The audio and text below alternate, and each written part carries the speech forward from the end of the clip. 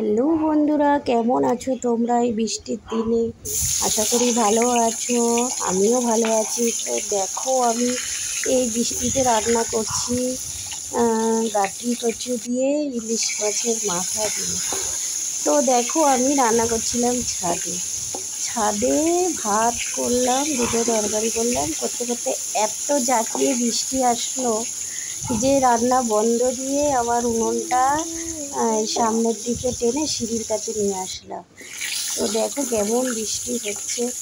আর বৃষ্টিটা এখন যেহেতু কমেছে, এর আগে মুষলধারে বৃষ্টি হয়েছে।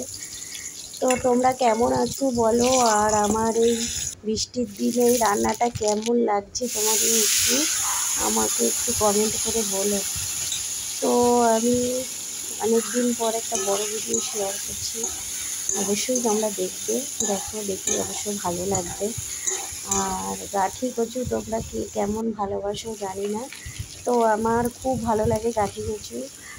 আর এই ইলিশ মাছের মাথা দিলে তো আর কথাই নেই, দারুণ টেস্টি হয়।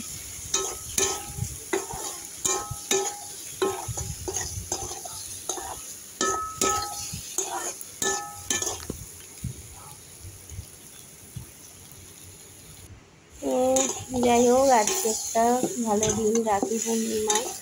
তো রাখি পূর্ণিমার দিন সব বোনেরা ভাইদের রাখি পরাবে। তো আজকে কে কে রাখি পরেছো সবাই কমেন্ট করো। আর আমিও রাখি পরাই।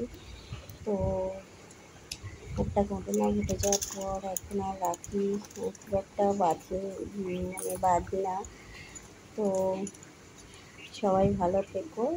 আর আমার ভিডিওটা যদি ভালো লাগে একটু কমেন্ট, একটু লাইক করে দিও, আর একটা সাবস্ক্রাইব। আর তোমরা পাশে থেকো। আর বৃষ্টিতে দেখো পুরো চাদটা ভিজে গেছে, তা আমি আর চাদর নিয়ে এখানেই রান্না করলাম। Tata, bye bye.